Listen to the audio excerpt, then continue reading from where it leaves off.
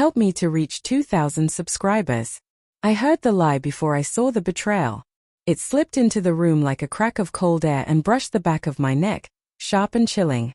Work dinner, my husband Adrian had said last night, casually folding his shirt like it was any other evening.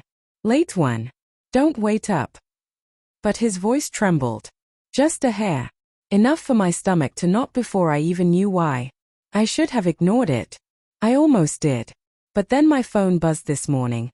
My friend Chloe asking if I wanted to meet at Ashley's cafe. I typed back yes without thinking. I needed distractions lately, something to soften the quiet ache that had been settling in my chest like a bruise. Minutes later, Adrian came down the stairs in a fresh shirt, hair slicked, cologne heavy and expensive. Too heavy. Too intentional. You're up early, he said, tying his watch strap. Doing anything today? His question felt like someone pressing on that bruise. I might go to Ashley's with Chloe, I answered. The fork clattered from his hand. His shoulders stiffened. He turned a shade too pale, too fast. Ashley's cafe wasn't anything special. Just a cozy corner place with ivy walls and tiny teacup lights. We went there all the time. But in that moment, the name turned into a detonator. Oh, nice. Fun. He said each word like he was manually placing it, like they weighed too much to speak together. Then he left in a rush. Too quick. Too nervous. Something cracked inside me. Something I didn't want to inspect yet. I stared at the front door after it shut, feeling a cold dread seep into my limbs. I whispered to myself, why does he care where I go? And then, like instinct steering a drowning person toward air, I didn't go to Ashley's. I waited. 12 minutes. I counted them. I breathed through them. I felt every second crawl across my skin. At minute 12, the front door opened. Adrian froze when he saw me still home. His keys dangled in his hand, sleeves rolled up like he'd rushed back from somewhere he shouldn't have been. You're still here, he stammered. I forced my voice calm. Where did you go? His mouth opened but no sound came out. His face was flushed, his hair slightly undone, like wind had wiped across him aggressively. Forgot my wallet, he said finally, holding it up like proof. But the edges of the leather were dry, untouched since last night. His lie was loud. I just stared at him, and in the thick silence, truth pushed against the walls of the life we built. Do you ever feel like something's wrong? I whispered, almost too softly. His throat bobbed. What are you talking about? I didn't answer. I walked past him, my heartbeat scraping my ribs, and stepped outside.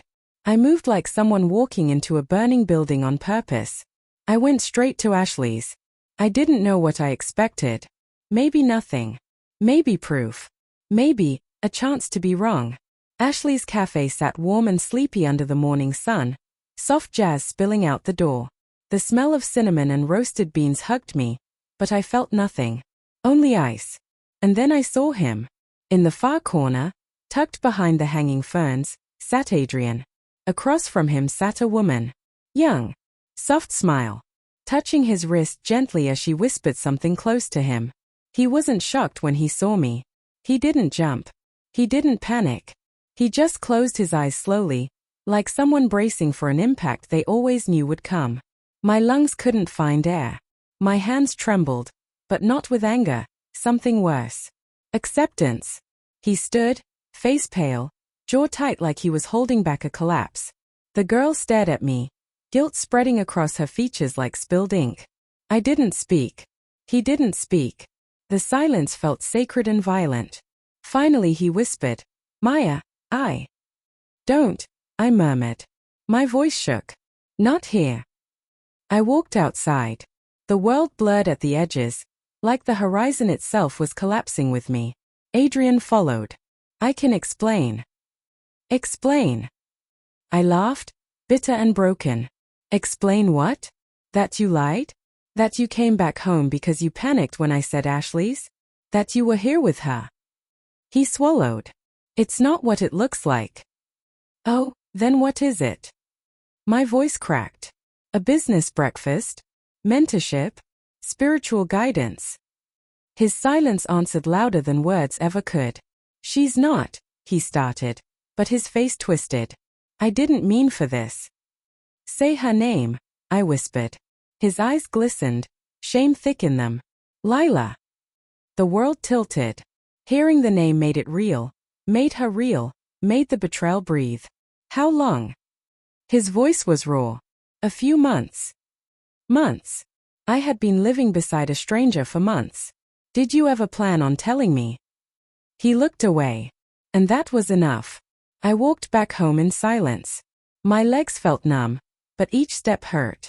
Pain didn't always scream. It sometimes whispered, heavy and suffocating. He didn't follow this time. Maybe he knew I needed space. Maybe he needed it too. Betrayal didn't just break, it hollowed. I sat on our love seat, staring at framed photos of us laughing, traveling, dreaming. Lies frozen as memories. My phone buzzed.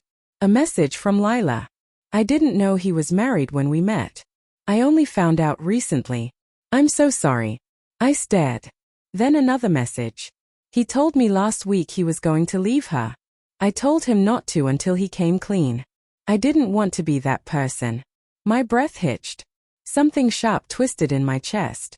She wasn't the villain I wanted her to be. She was human, flawed, caught in a web of his making. And that hurt more. I typed back with shaking fingers. Thank you for telling me. I set my phone down gently. My life felt like a glass floor I had foolishly danced on, now shattered beneath me. The front door clicked open.